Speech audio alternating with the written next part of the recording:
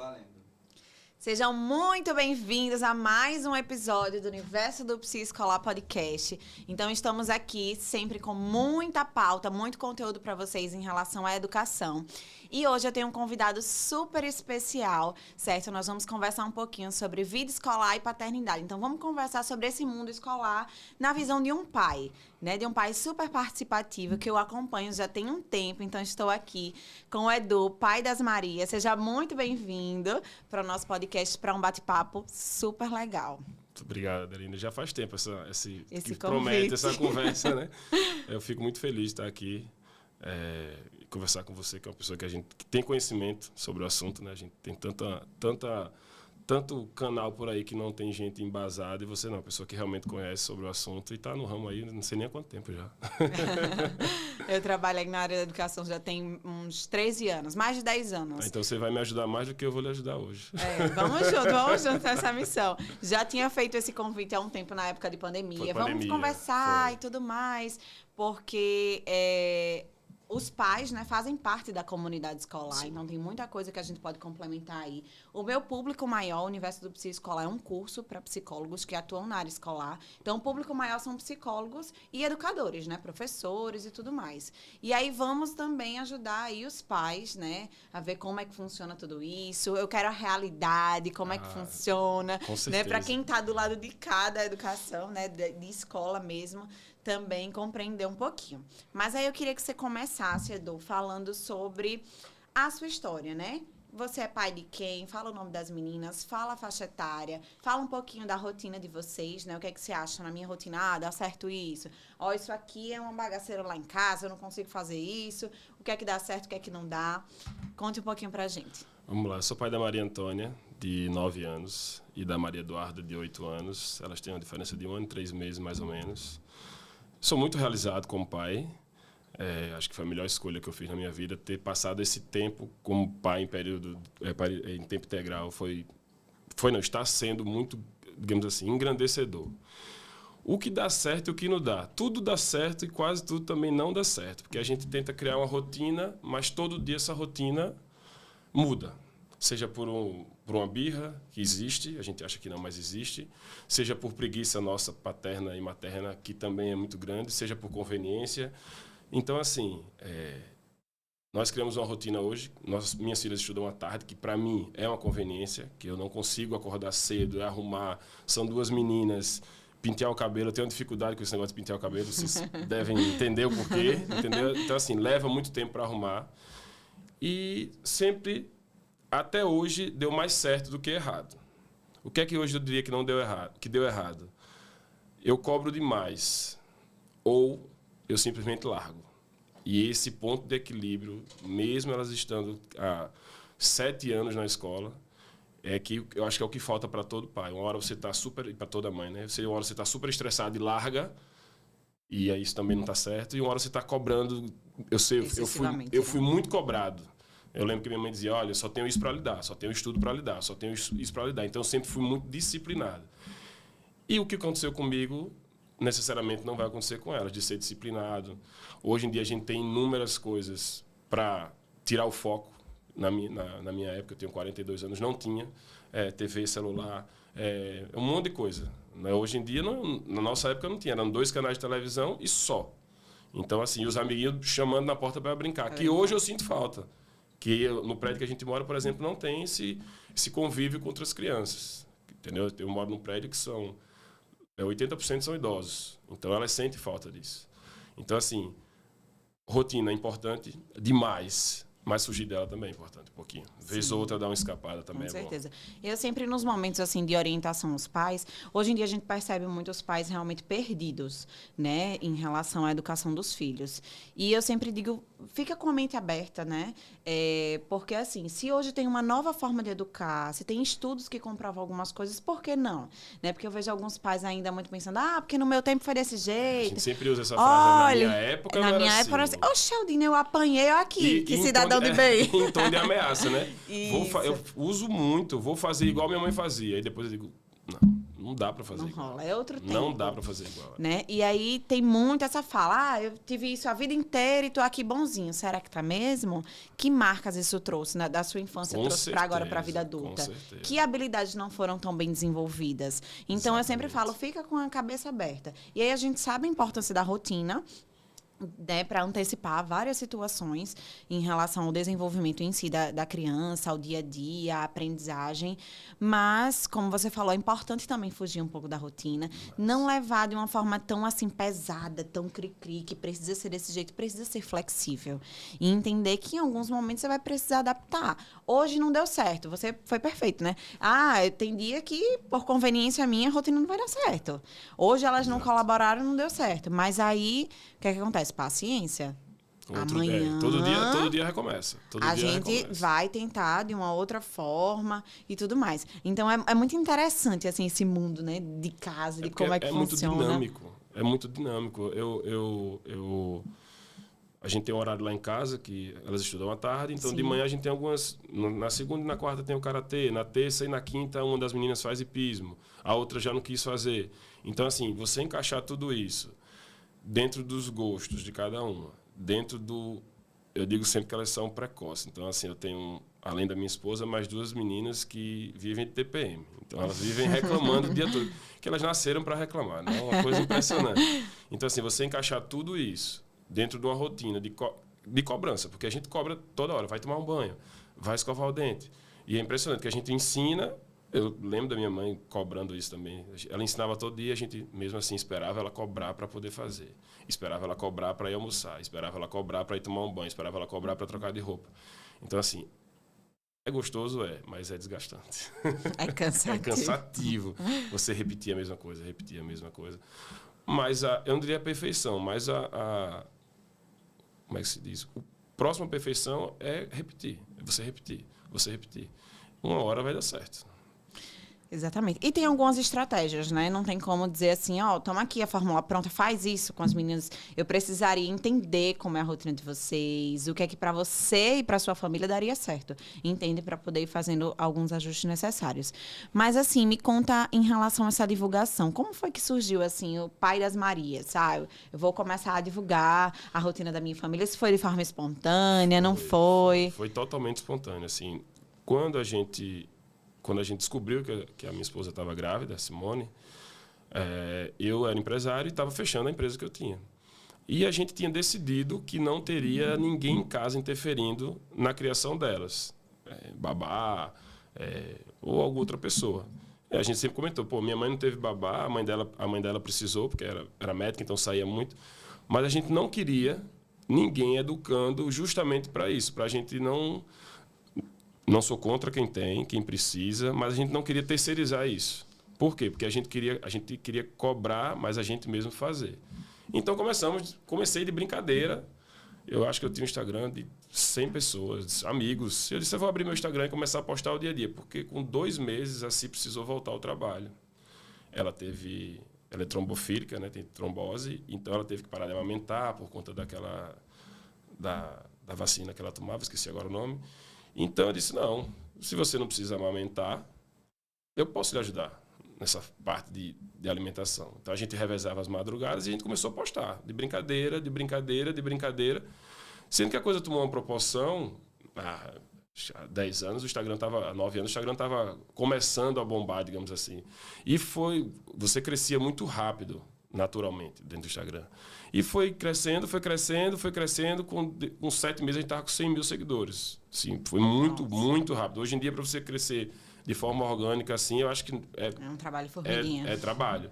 Se você não estiver no mundo do entretenimento, sendo apadrinhado por alguém, eu acho que é muito difícil.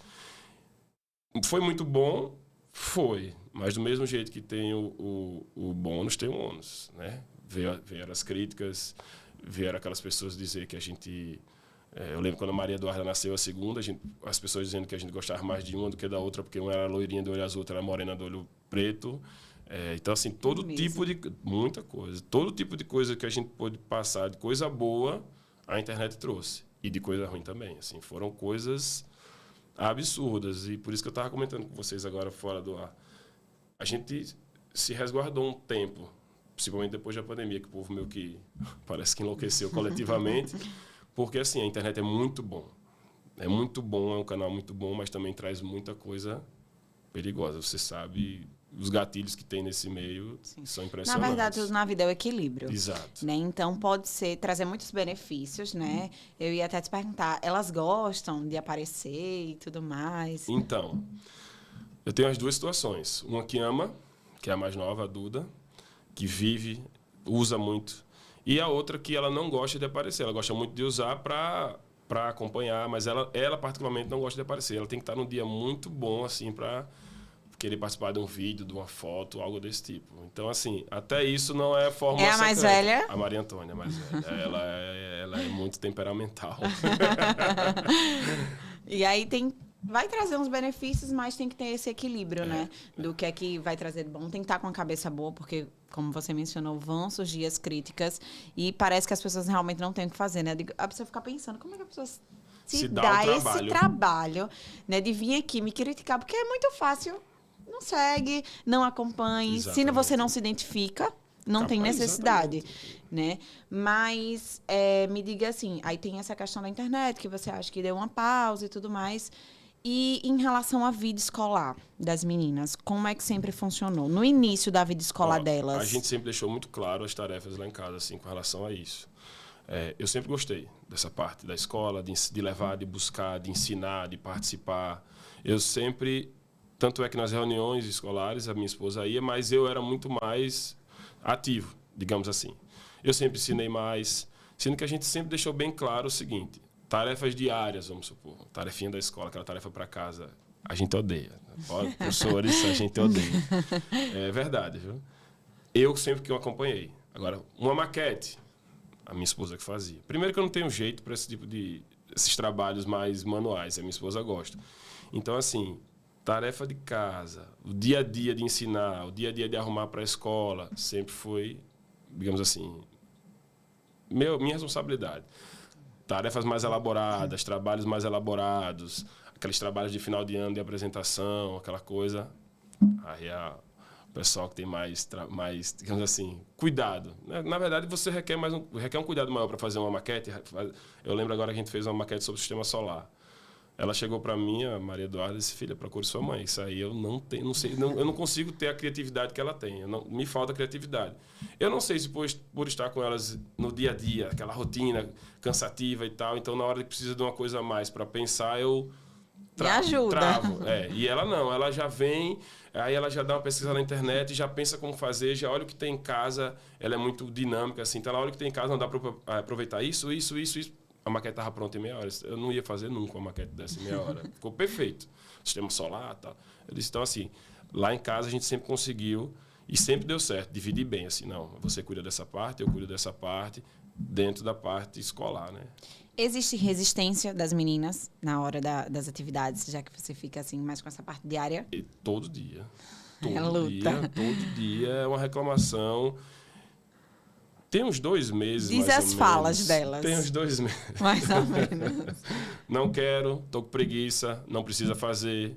Hoje não tem aula de ciências, é só para amanhã.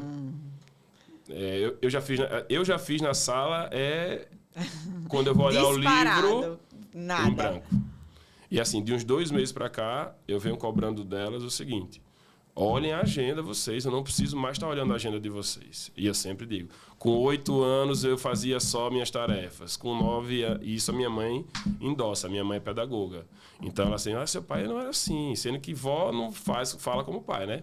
Meu amor, seu pai não era assim, ajude seu pai, porque você mandar todo dia é muito cansativo. Então assim, eu já fiz. Pai, mais tarde. Pai, estou cansado. Ele, tá bom, vai descansar um pouco. Não, vou andar de bicicleta lá embaixo. Eu disse, não vai, você não está cansada. Vai fazer a tarefa. Não, para fazer a tarefa eu estou cansada. Para andar de bicicleta, não. Mentindo, elas não estão, né?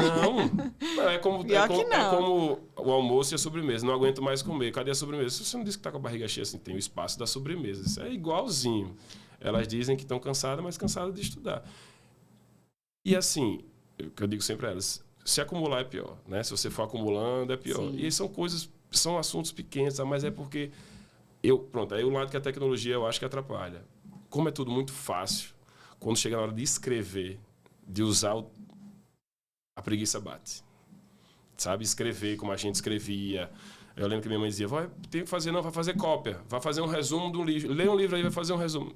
Vai fazer um ditado. Que eu vou olhar depois. Eu lembro que minha mãe ficava na cozinha, fazendo o almoço e falando palavras para eu escrevendo. Eu e minha irmã, porque a gente não tinha o que fazer.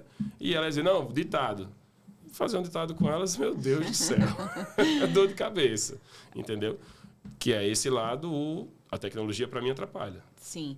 Agora, deixa eu dizer, vida de estudante também não é fácil, não. Não, é não. A gente já passou por isso. Não. Porque, às vezes, quando as crianças reclamam, a gente diz, tu não faz nada da vida, fulana. E tá reclamando aí, tu só estuda e ainda não quer, vive cansado, isso, aquilo, outro. Mas é realmente uma rotina puxada e cansativa. E a gente não deve deixar de validar esse cansaço, essa preguiça, né? Então, às vezes, precisa trocar. Não. Eu sei que você tá cansada, que às vezes é chato. Às vezes eu também achava que eu não gosto muito dessa disciplina, mas não tem que fazer. Isso eu tenho dificuldade. Então, vamos deixar esse momento melhor? Eu tenho dificuldade. É engraçado que a Maria Antônia, a minha mais velha, assim, ela tem uns gostos bem... Assim, ela adora hipismo. Ela adora desenhar. Ela desenha muito, muito bem. Muito bem mesmo. E eu estimulo isso. E eu sempre, né, na minha época, eu era forçado a estudar história. Eu odeio história. Hoje eu amo história. Mas naquela época eu odiava história. E eu era forçado a estudar e dizer, não vou fazer a mesma coisa. E querendo ou não, isso reflete. A nota mais baixa da Maria Antônia sempre foi história. Porque ela pede para estudar, eu que estudo com ela. Ou melhor, na época de prova, aquela velha mania de estudar perto das provas. E dá para ver que eu não gosto daquela matéria, então, tipo, não, filha, vamos só dar uma lida aqui e fazer o exercício. Todas as notas, desde o segundo ano, as notas mais baixas delas são história. E a gente vem pegando no pé para tentar melhorar. Aí minha mãe caiu na besteira de falar que eu não gostava de história. Pronto, completou.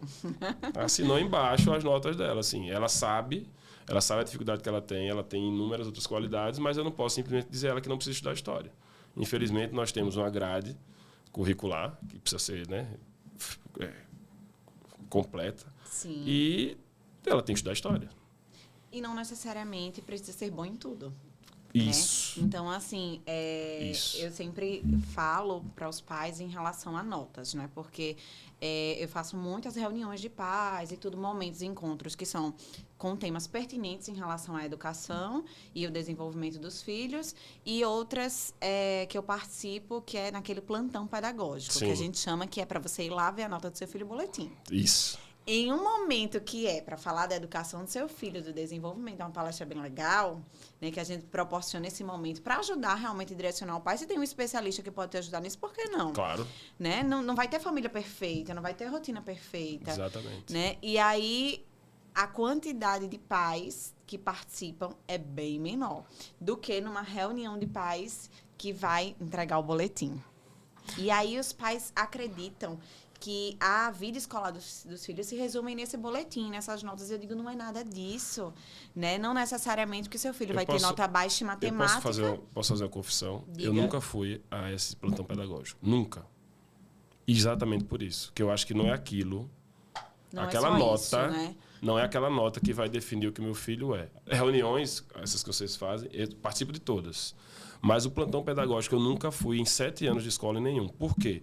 Porque eu concordo totalmente com isso. Eu cobro, eu ensino, eu reclamo, eu falo que vou fazer igual a minha mãe fazia, mas eu não concordo. Eu não concordo, porque uma nota de história de um assunto que provavelmente ela nunca mais vai ver na vida, não vai dizer o que ela vai ser no futuro.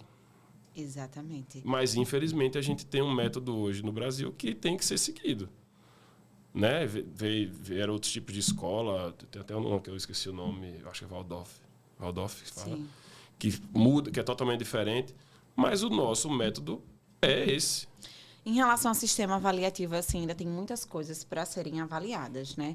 Mas... E as pessoas disserem, eu às vezes recebo, desculpa te interromper, não, porque no Japão, eu disse, gente, não dá para comparar. Gente, não dá para comparar. Vem para nossa realidade. Não dá para comparar, né? Exatamente. O Brasil e é assim, aqui, né, a maioria, né, dos pais, eles ficam nessas cobranças excessivas em relação às notas, que só tá de parabéns quando tira, ou às vezes que o filho consegue alcançar ali aquilo que o pai espera, não vem nenhum elogio porque não fez mais, porque é sua obrigação. Ah, fulano, Não fez mais que a sua obrigação. A gente passou por uma situação bem complicada lá em casa. Complicada e hoje se tornou engraçada. A minha mais nova, ela ama de paixão professor de inglês. Ama de paixão, Mr. 1. Eu já ia perguntar, quem é? Cita ele aí. Ele é pedagogo e, se eu não me engano, ele é psicólogo. Ou está se formando, alguma coisa do tipo. Mr. 1, um abraço. Ela só tira nota baixa em inglês. Ela é apaixonada por ele. E eu comecei a conversar com ele, o que é que a gente podia fazer para melhorar. Estamos conseguindo melhorar. Ela já está fazendo os exercícios sozinha. Sim. Joia. E ela recebeu uma nota de inglês e tirou 3. E ela fez um 8. E... Pai, com 6 anos. 8 anos agora. Espera. Pai, tirei 8 em inglês. Eu, meu Deus, filha. Não acredito. Você só tira 6. Aí eu peguei a prova. Isso não é 8. Fiquei calado. Conversei com ele, ela fez a prova de recuperação. Tal. Aí tirou 6. Aí ela colocou um 1 na frente. Ela não se atentou, que só vai de 0 a 10. Ela, pai, melhorei mais ainda. Tirei 16. Eu disse, filha, mas só vai até 10. E ela, assim, com a cara mais cínica, ela falou, não, pai, eu tirei 16. Eu disse, filha, só vai até 10.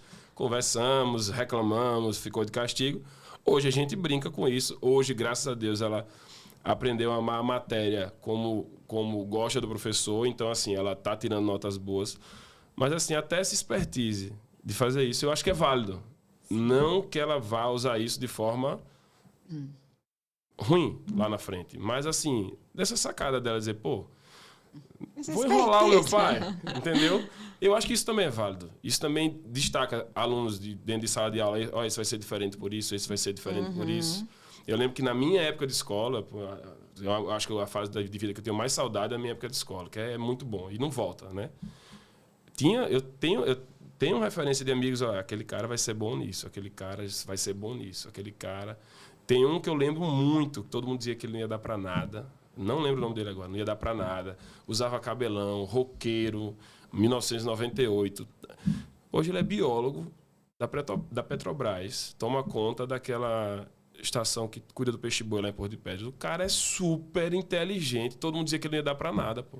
E tinha um professor de biologia que adorava ele, porque conversava com ele no mesmo patamar, assim. Eu dizia, velho, como é que... Entendeu? Assim, eu acho que cada criança tem uma... Todo mundo vai dar pra alguma coisa. Com certeza. E outra, não dá pra comparar todo mundo e colocar dentro do mesmo patamar. Não, vai ser todo mundo igualzinho. A minha missão na educação é justamente isso, é mostrar que cada aluno, ele é um ser, né, subjetivo, tem a sua individualidade, tem as suas potencialidades, algo que ele é muito bom em fazer e outras coisas que não, e tá tudo bem, não tem problema. Que a única coisa que precisa fazer é manter o equilíbrio, né? Então, eu nunca fui boa em matemática. E eu sempre questionava os professores, mas vem aqui, eu vou usar isso aqui onde? Essa fórmula de... E eu ficava ali naquela, né? Mas então, é uma verdade, pra né? mim, não tinha sentido eu estar estudando aquilo, porque era algo que eu não me identificava, que eu não gostava e que não trazia realmente um sentido. Também não tive tantos professores que despertassem isso em mim, porque você pode não gostar, mas tem estratégias em sala de aula que pode tentar te trazer mais para esse momento. Que eu acho que hoje tem mais do que na minha época. Sim. Hoje tem muito mais. Por exemplo, o Mr. 1, que é um professor de inglês, a Duda não conseguia aprender a língua. Na verdade, ela não conseguia colocar isso, ela não conseguia colocar o que ela aprendia na prova. Mas ela sempre fala da aula, ela sempre traz um vocabulário, uma palavra nova. Então, assim, ele tem métodos fantásticos para aprender a turma. Porque eu vou dizer, aprender uma turma de 25 crianças, 30 crianças... Só indo lá, para saber como é o babado. Eu lembro que nos primeiros anos das meninas, elas estudaram com a mesma professora, a tia Gil, e eu ficava olhando na porta, no vidrinho, e dizia assim, não é possível, essa mulher faz alguma mágica aí dentro. Porque elas tinham 2 para 3 anos, e eu não aguentava as duas em casa, ela ficava com 20. Isso, tem alguma coisa errada nessa sala, tem alguma coisa que ela faz aí, porque não dá. E um chorava, ela pegava, resolvia, o outro chorava, ela pegava, resolvia. Na hora do desenho, todo mundo estava desenhando, que a gente acha que essa primeira infância não serve para muita coisa, né? O desenho, vai para a escola para desenhar. Pelo contrário, é a base. Absurda, né? Eu lembro que ela falava, pai, ela tem que segurar o lápis assim. Eu disse, não é besteira, não, por causa disso. Pô, nunca pensei que fosse assim, né? Então, assim, essa coisa de... A Maria Antônia gosta de cavalo, gosta de desenhar e adora matemática. Velho, tem nada a ver. Uma coisa com a outra. Ela não estuda comigo matemática, ela estuda só. Ela ensina a irmã mais nova matemática. Velho, graças a Deus. Já quando chegar a outra, a Duda, chegar aqui, que vê química, meu Deus, já vai ser um desespero em casa. Eu sei que vai ser um tormento dentro de casa. Na verdade, não sei para que serve química. Me desculpe, os professores de química. Eu não sei. Alô, professores de química. Certas coisas assim que meu Deus do céu. Mas, enfim. É difícil, né? É difícil. Mas precisa justamente tentar identificar quais são essas potencialidades dos alunos e buscar desenvolvê-las cada vez mais, né? E mostrando para eles que cada um tem seu jeito, não só em relação a interesses, a aptidões, o que ele vai realmente fazer no futuro, mas também de habilidades sociais e emocionais, né? Inclusive, no episódio anterior, o Tiago até mencionou que ele conversava muito, né? E aí ele via que tinha professor que já via pelo você conversa muito e atrapalha a aula, isso, aquilo, outro. Já tem outro, você vai ser um bom comunicador. Então, algo, até num comportamento que, aos olhos das pessoas é inadequado, tem algo por trás. Tem algo que a gente pode desenvolver. Então, a minha missão é meio que mostrar, né, para esses educadores, para quem está ali nesse lado, dentro da escola mesmo, que os alunos estão ali não só para aprendizagem, para aprender o conteúdo das disciplinas, eles estão ali para serem preparados para a vida. Formação Né? do ser humano. Exatamente, porque o que tem de alunos totalmente preparados em relação a conteúdos, né? Vindo de escolas muito conteudistas, que focam muito no vestibular, que aquilo ali é o propósito da vida.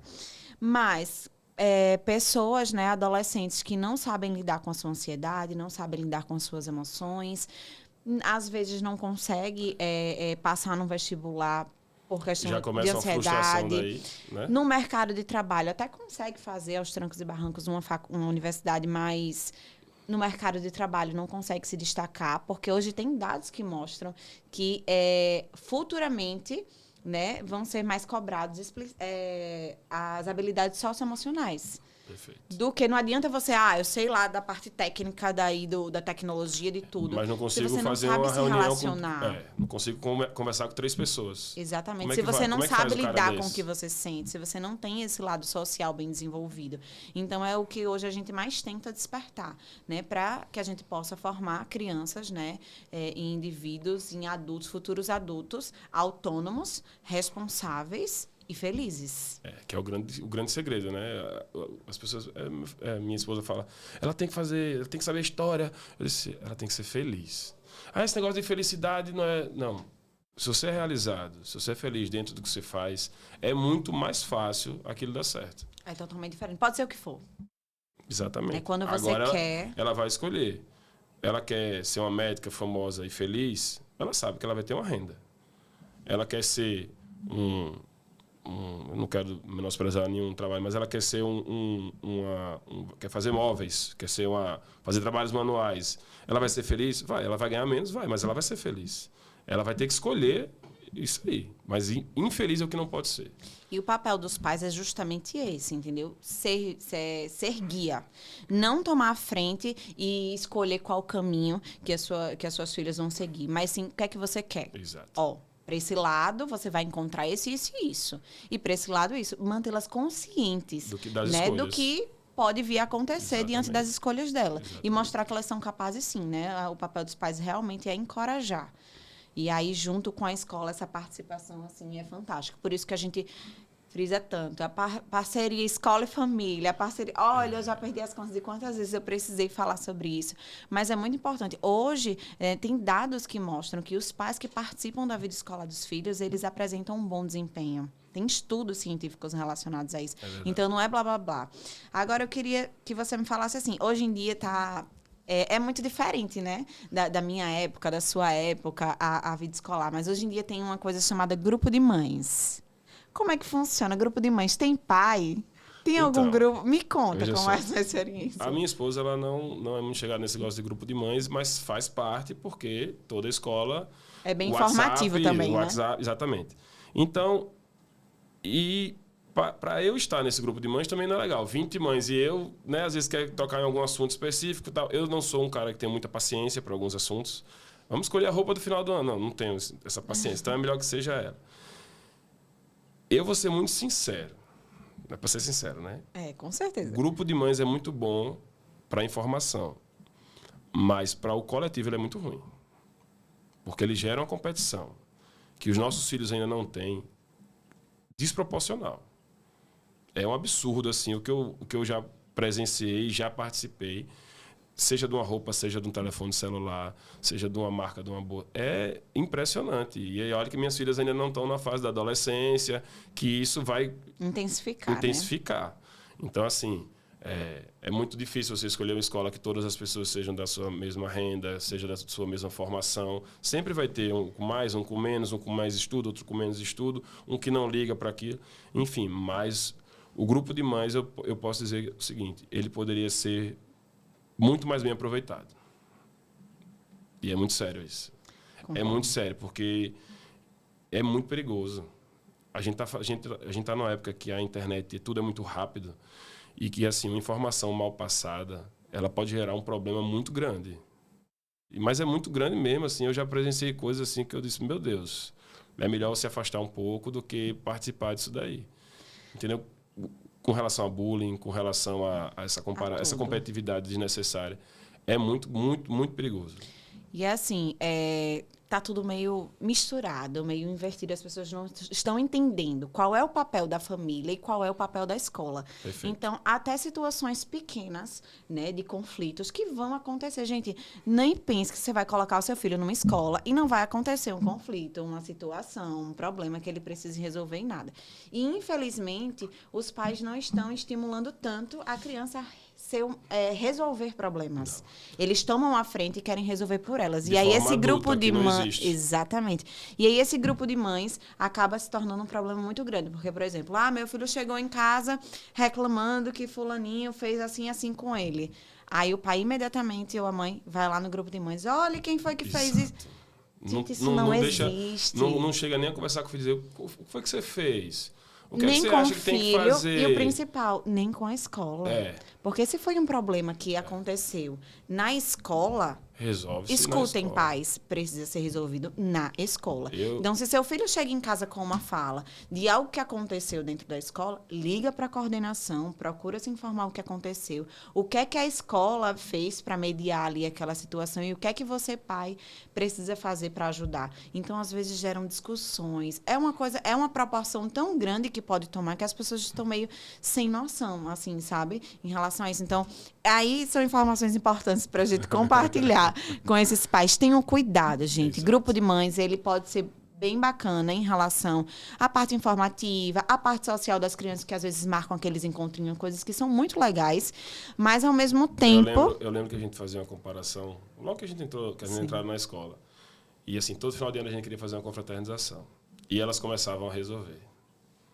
E eu digo isso porque o grupo é quase o mesmo até hoje. Um sai, outro que entra, enfim. E elas começavam a resolver essa confraternização em maio, para o final do ano. E a coisa não ia, e a coisa não ia, e a coisa não ia. Aí se juntava 3, 4 pais. Vai ser, na hora de buscar, vai ser assim, assim, assim, assim. A gente já jogava como é que seria a confraternização no grupo de mães. Tá resolvido, e a gente brincava sempre. Tem que ser prático. O grupo de mães da escola tem que ser prático. Não dá para ficar com um leve trás, não dá para ficar... olha, meu filho, roubaram hoje uma borracha da escola, bem assim. do estojo do meu filho. Eu não vou dizer quem foi, só espero... Velho, você gera uma desconfiança em 19 pais e mães. Não precisa. Criança vai pegar o lápis do outro, criança vai esconder, criança vai beliscar, criança vai implicar, vai fazer tudo, é criança. E as pessoas querem resolver como se fosse adulto. Não adianta. Esse que você falou aí, de levar para a escola. A gente teve um caso muito sério com a Duda, a nossa mais nova. Uma mãe chegou reclamando dela, que ela estava excluindo a filha, etc, etc. E ela mandou um áudio para mim de 1 minuto e meio. Aí, quando eu acabei de ouvir o áudio, eu disse, fulana, eu vou passar esse áudio para Simone. Ela começou o áudio dizendo que ia mandar para mim porque eu estava mais na escola. E realmente eu estou mais na escola. E ela fez isso. Eu disse, vou mandar esse áudio para Simone. Porque eu prefiro não resolver esse tipo de assunto. E mandei o áudio para Simone. Simone estava do meu lado. Ela ouviu, respondeu e ela mandou outro de 3 minutos. No de 3 minutos, ela contextualizou todo o problema e a Simone ficou assim, perguntou assim, isso foi esse ano? Eu disse, não, foi o ano passado, mas eu estou lhe dizendo para não contar. E a Simone disse, minha filha, já está resolvido o assunto, a gente não já foi na escola. Não, mas para não acontecer de novo, ela disse, não, então vamos fazer o seguinte, vamos esperar acontecer e a gente leva esse problema para a escola. Porque se aconteceu na escola, a escola tem um psicólogo excelente, tem uma psicóloga excelente, tem uma orientadora, tem uma coordenadora e tem o dever de participar. Não vou resolver com você fora da escola, um problema que é da escola, se você não faz parte do meu convívio fora da escola. Não tem sentido. Eu não vou resolver uma briga com outra criança do prédio que eu moro na escola. Nem vou resolver para eu entender a situação. E assim, é muito perigoso. Mas é muita ociosidade. Das pessoas. Mas é verdade. Eu acho que dá um estalo assim, então não tenho o que fazer, vou lá no grupo de mães causar algum problema. É impressionante. É jogar informação que não precisa, jogar algum surto de alguma coisa, de alguma doença que não precisa, alarmar coisa quando não precisa. É uma coisa, uma necessidade por informação e por criar... Eu disse, meu Deus... Muito grande. E eu vou dizer, isso para a escola é uma tamanha dor de cabeça. Porque, às vezes, está rolando uma situação, um problema que todo mundo sabe, menos a coordenação da escola, menos o professor. Então, o filho chegou em casa supondo uma situação que a mãe já veio falar com... Então, gerou uma situação e a escola, peraí, ninguém chegou. E agora defendendo a escola, porque eu sempre digo, as minhas filhas, a única coisa que eu trago da criação dos meus pais e tento colocar dentro da sala de aula, o professor manda em você. Você tem que obedecer, ali é uma hierarquia. E defendendo a escola. Quando chega para a escola o problema, já chega assim, vocês não resolvem. Exato. Vocês não fizeram nada. Gente, a escola às vezes nem sabia do problema.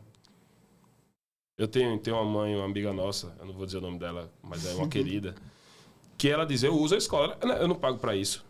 A escola não tem psicólogo para isso. Eu vou usar todos os serviços que a escola tem que pode me dar. E, graças a Deus, ela é muito equilibrada, não sei se ela nem usa demais, nem usa de menos. Mas, probleminha com o filho, na sala, resolveu, filha, resolveu não, vamos para a escola. Acabou. Mas Brigou é assim que deve funcionar, exatamente. Né? É exatamente assim. Mas não, joga a bomba nos grupos de mães, não resolve, joga para a escola e já diz assim, vocês não resolvem nada. De uma forma geral, toda escola tem problema e toda escola tem coisa boa e toda escola vai ter um ponto negativo. Que eu não digo que é coisa ruim, é um ponto negativo. Toda vai ter. Todas. A gente vive... Eu acredito muito que a gente tem boas escolas em Maceió. De verdade. Sim. Eu não consigo ouvir da escola A, B ou C, não, aqui não resolveu um problema, aqui não resolveu. Não consigo saber de nenhuma escola que não conseguiu resolver o problema em Maceió.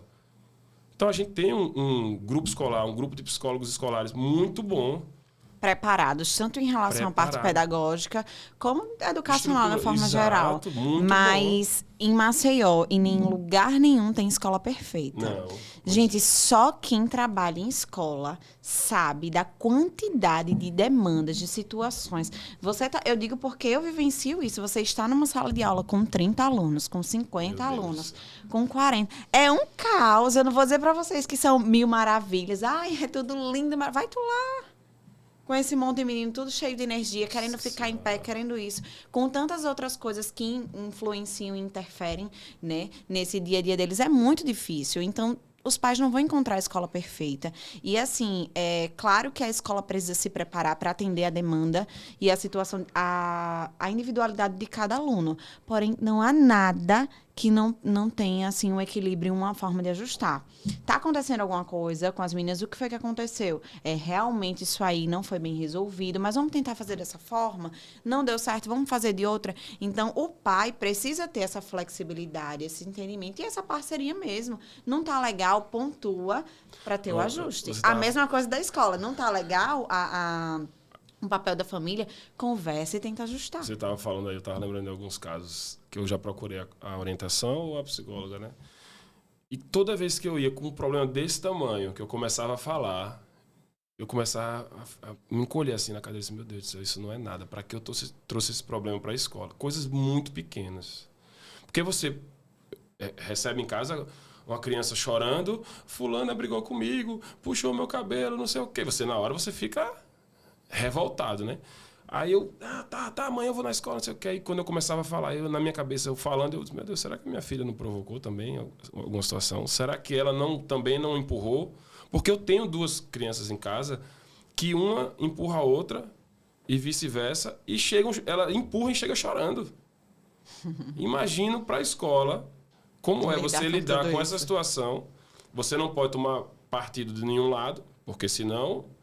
E assim, eu ia falando para a orientadora e ia, meu Deus do céu, mas eu devia ter resolvido em casa ou falado com a mãe, tentado ouvir o outro lado. Mas eu falei aquelas, não, pai, anotei tudo, vou conversar com a outra mãe. E dizia, não, deixa eu conversar primeiro, para não parecer que eu vim aqui só reclamar da criança. Tá, você quer conversar primeiro? Quero, mas a gente está aqui disposto a resolver o problema. Não era nada, era um negócio desse tamanho. Assim. Mas assim, é tudo a forma como a gente fala, né? Eu digo sempre, vai acontecer de você estar super estressado, de você... Não vai não naquele momento. Exato. Espera as ideias colocarem na sua cabeça para você poder buscar resolver, porque eu vou dizer... Quem tá lá na escola o dia inteiro sabe o quanto que é cansativo para chegar um pai e grita com a gente. Por que você não resolveu isso? E agora eu vou fazer o que com esse menino? É bem assim. Disso a pior, né? Fez isso, não fez isso, a culpa é de vocês. Eu já ouvi muito isso, né? Transfere a responsabilidade totalmente para a escola, né? Muitas vezes de pai levantar e aumentar o tom de voz comigo, ou várias Mas sabe situações. O que acontece, Adeline? As pessoas esquecem que a escola está ali para ensinar, não é para educar. Entendeu? Eu tenho muito medo e, às vezes, eu penso muito nesse assunto, sem ter nada a ver, mas eu penso assim, vai vir uma geração aí que é entre a minha e entre das minhas filhas.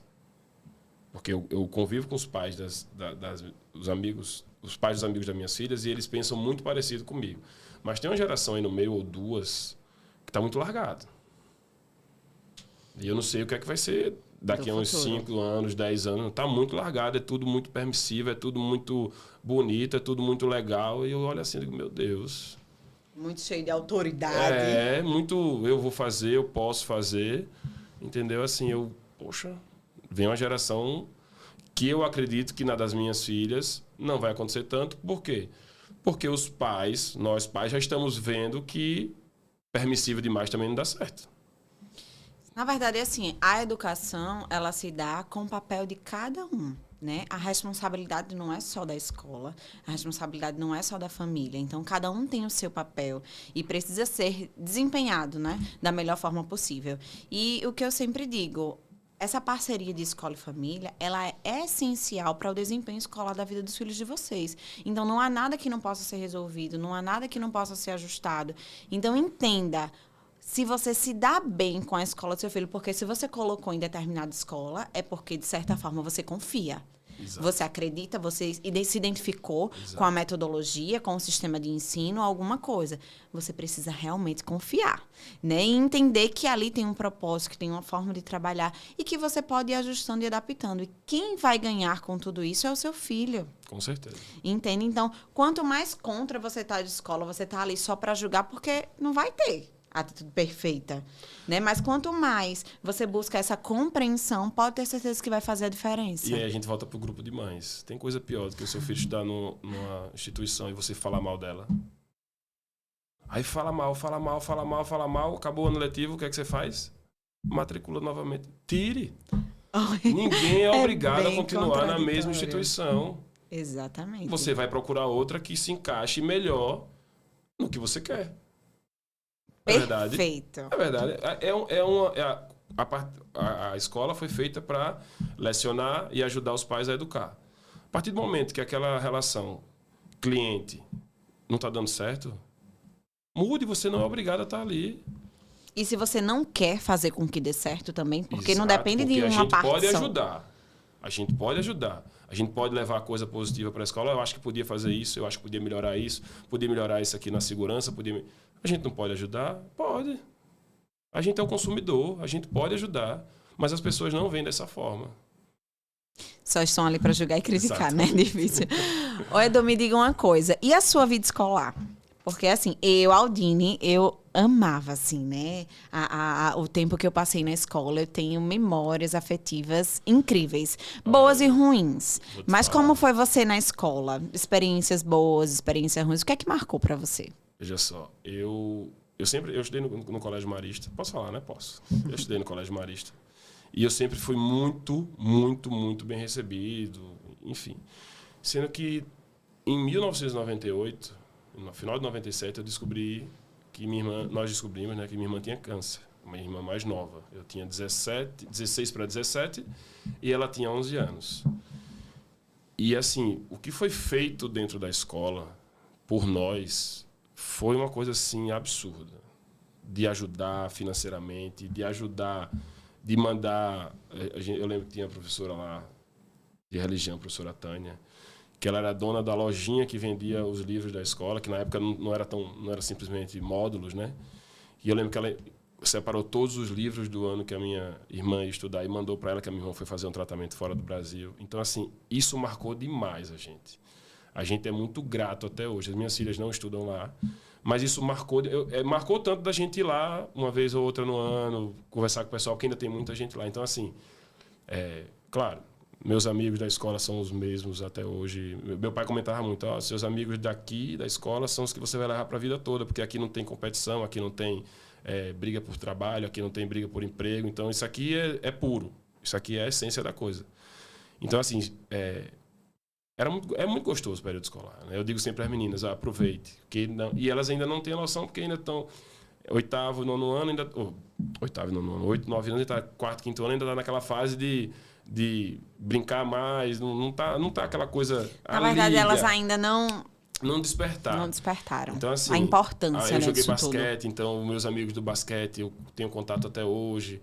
Então, assim, isso marcou demais a gente. A minha irmã faleceu 3 meses depois que descobriu a doença. E na época a gente não estudava lá, só ela estudava, a gente tinha saído para outra escola. E nós voltamos para acabar lá o colégio. Minha irmã tinha acabado, na verdade, o terceiro ano. Eu voltei para terminar o terceiro ano. E porque foi muito, muito marcante para a gente, assim. Então, tem uma foto dela lá na escola até hoje, quer dizer, isso foi em 98, 20 e tantos anos, 25 anos depois. Então, assim, marcou demais por isso, mas desde o comecinho lá atrás, que a gente começou a estudar, eu lembro do sacrifício do meu pai para colocar a gente nessa escola, porque ela não era uma escola barata na época. Não era perto, a gente morava aqui embaixo, as melhores escolas de Maceió estavam na parte alta, né? Então, assim, até hoje eu tenho muita saudade mesmo, assim, porque é um tempo que não volta, e eu acho que é o tempo que a gente mais cresce na vida da gente. Sim. Acho que ali do primeira, segunda série até o terceiro ano, a gente está crescendo biologicamente e amadurecendo. É fantástico. Mas você vê como a escola tem o poder, né, de transformar vidas. Eu digo sempre isso, quem trabalha na área da educação precisa vestir a camisa e entender a responsabilidade Muito que você grande. tem, né? Porque você está ali influenciando pessoas, formando pessoas para a vida. E o quanto que o que a gente vivencia leva para a vida inteira. Então, você tem um Totalmente. carinho muito grande ainda pelo Totalmente. Marista, por tudo que Totalmente. ele vivenciou. Então, escola é isso, é acolhimento, é empatia, é um ambiente, precisa ser um ambiente saudável. Isso pode ser proporcionado, né? Eu lembro que a gente chegava na escola, você começa a ir para a escola sem querer, tal, daqui a pouco você começa a chegar na escola às 7 da manhã, acabava a aula meio-dia. Aí já dizia minha mãe, eu vou ficar mais um pouco, eu já fazia esporte. Eu ficava na escola até 5 horas da tarde. Se deixar... Se deixasse, era o dia todo. Sábado tinha Eucaristia, a gente ia sábado 8 da manhã, só saía meio-dia. Eu disse, meu Deus. Porque era muito gostoso estar dentro da escola. Né? As minhas filhas hoje já pedem, pai, eu vou buscar elas às 6 horas. Pai, vem 6h30. As filhas, não, pai, quando tiver o último, eu ligo para você, como eu moro perto, eu ligo para você. E muitas vezes acontece de uma amiguinha, o pai atrasar, enfim, por causa do trânsito. Pai, eu tô aqui com fulana, deixa eu ficar até ela ir embora, está? Aí quando o pai chegava, dizia, Edu, eu levo. Ficou esperando aqui, eu levo. Eu disse, não, eu vou buscar, não, deixa aí e tal. Então, assim, elas já estão começando a aprender que aquele ambiente é muito legal. E isso não é só... Isso a escola proporciona. Isso se a escola não proporciona um conforto. Eu não digo conforto ar-condicionado, não, conforto, um aconchego. Se a escola proporciona isso para os alunos, é a melhor coisa que tem. Porque se sente seguro. E a gente se sente seguro. Isso é muito bom. E aí os pais precisam ter esse entendimento da importância que esse período escolar vai ter na vida do seu filho, né? Das possibilidades de desenvolvimento integral, né? Tanto em relação à aprendizagem, questões sociais, emocionais, enfim, cognitiva, a parte do esporte. Tem tantas possibilidades de desenvolver, então o máximo que você puder fazer para colaborar com esse processo, né, educacional, colabore. Né? E você vai conseguir fazer isso da melhor forma possível, sendo parceiro da escola, compreendendo aquele professor. Eu digo sempre, olha, qualquer data, vai lá, leva um mimo para esse professor, Com certeza, manda um elogio, manda alguma coisa, porque é luta. Não, eu falo sempre, esse povo é de Deus, porque eu não consigo, não. É impressionante. Lecionar já é muito bonito, né? E, assim, a capacidade que essas pessoas têm é dom, não tem outra explicação. É dom, porque, meu Deus, aguentar a gente não aguenta o próprio filho, imagina aguentar o filho dos outros. E é incrível, assim, vivenciar tudo isso. Mas o tempo passou voando, né? Foi. Se deixasse, a gente passaria a tarde inteira aqui conversando sobre paternidade, sobre vida escolar. Mas eu queria que você encerrasse, assim, o nosso momento falando o que é que você, como pai, né? Pai da Duda, pai da Antônia, o que é que você quer, assim, o que é que você espera para o futuro delas? O que é que você sonha, desde que elas são pequenininhas? Eu já falei isso aqui, mas não é da boca para fora. Eu quero muito que elas sejam felizes e se sintam realizadas. Porque, assim, frustração vai ter toda hora, né? A vida, infelizmente, eu estava ouvindo um podcast um dia desse, e estava falando exatamente sobre isso. A gente não é feliz o tempo todo, a gente tem momentos felizes, né? Ninguém é feliz o tempo todo. Então, assim, eu quero que os momentos felizes dela sejam maiores que os momentos tristes, digamos assim. E elas vão colher lá na frente. Uma pessoa feliz, ela reproduz a forma que ela está. Então, assim, elas estando felizes, eu vou ser um pai muito realizado, porque é isso que eu quero delas hoje. Perfeito. E, assim, eu pergunto porque muitos pais, desde que têm um filho, eles acabam colocando sonhos dele à frente do filho, né? Ah, eu não consegui fazer isso pelo meu filho, na minha vida, eu quero muito que ele faça. Ah, eu queria muito ter me formado nisso, eu quero muito que meu filho consiga. E aí eu vou dar para ele tudo que ele precisar, né? E acaba colocando o filho numa bolha, levando para ele tudo que ele nem precisa. Eles precisam de tão pouco. A gente não tem noção de como uma criança precisa de pouco. A gente projeta demais, quer realizar mais do que a gente pode. Isso causa uma frustração dupla, na minha opinião. Você acaba não conseguindo realizar para ele e você vai se frustrar novamente porque não conseguiu fazer para você. Eu e a Cia, minha esposa, a gente tem uma parceria muito legal nesse sentido. A gente dá o que a gente pode e não projeta nada. Às vezes até a gente pode dar um pouco mais, mas eu não sei até onde vale a pena você, digamos assim, dar tudo, se doar, doe seu tempo, doe seu amor, isso aí você não pode limitar. Mas coisas materiais, escolhas, profissão, escolhas de tudo. Deixe, a coisa vai fluir naturalmente. A gente tem que dar a base. Minha mãe dizia, só posso lhe dar isso, só posso lhe dar educação. E é verdade, o que a gente pode dar aos nossos filhos é educação. Eu não falo só educação escolar. Educação de valores, o que vale a pena na vida, do que é bom e do que é ruim, de acreditar nas instituições, acreditar em tudo. Isso aqui vale a pena, isso aqui é legal, isso aqui você pode fazer. Isso aqui não faça, não. Se papai já fez, não deu certo, não faça, não. Quer fazer, escolha sua, mas papai já fez, isso aqui não vale a pena, não. Agora, o que é bom, quer repetir o que papai fez, faça. Vai dar certo. Isso aqui você vai ser feliz. Isso aqui vale a pena. Cultivar as amizades, eu acho... Eu tenho amigos, muitos amigos da minha época da escola. Claro, a vida a gente vai conhecendo uma pessoa ou outra que vai se encaixando no seu modo de viver e você vai absorvendo. Mas a maioria dos nossos amigos são feitos na fase da escola. Os que vão para a vida toda, é escola e aquele comecinho da faculdade que você se identifica com um e com o outro até começar a competição pelo mercado de trabalho, enfim. Mas período escolar acho que é a melhor fase da vida da gente, sem dúvida nenhuma.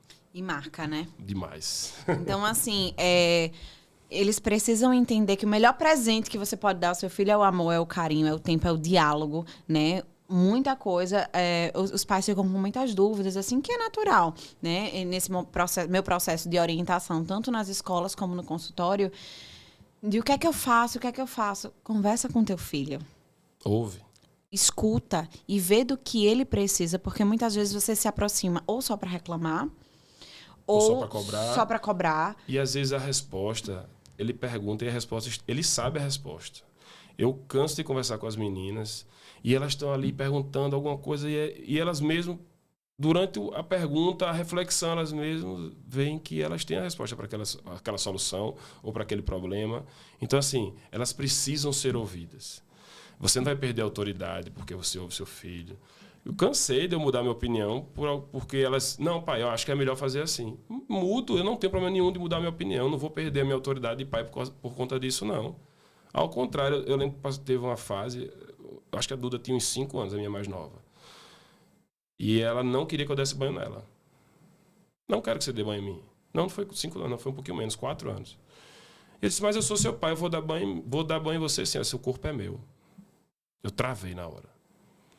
E você ouve tanta coisa hoje, né, de abuso de criança. E na hora eu pensei, se eu não respeitar esse momento dela, quem é que vai respeitar lá na frente? Foi totalmente instintivo. Mas eu disse, não, eu tenho que respeitar. Eu disse, tá bom, filha, pode tomar seu banho. Eu saí puto do banheiro.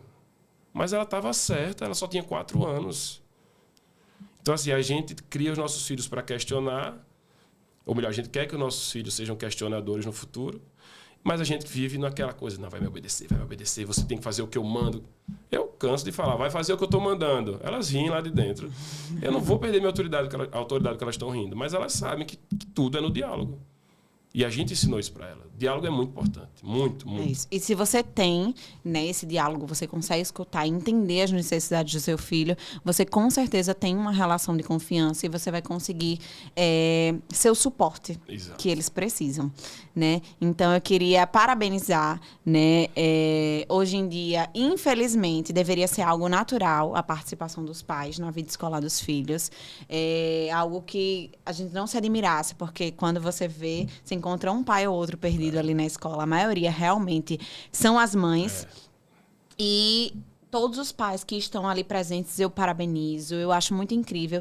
E sempre ressalto, né? Pode ter certeza que cada segundo que você está dedicando ao seu filho vai valer a pena. Vai demais. Né? Então, muito obrigada, Edu, por você ter participado do nosso momento, do nosso encontro. Demorou, mas saiu. Demorou, mas saiu. Mas, assim, é muito importante para a gente entender também, quanto educadores, o lado dos pais. Quais são as dificuldades? Porque eu tô ali passando tanta e tanta coisa. Aí, às vezes, fulaninha não tá fazendo atividade, os pais não participam. Mas o que é que tá acontecendo na vida dos pais? Como é que tá para essa família?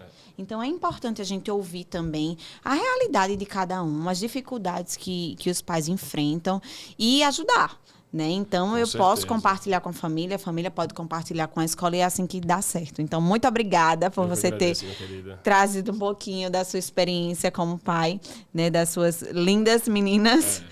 E espero uma outra oportunidade para a gente continuar mais. Tem mais assunto para a gente conversar. Exatamente.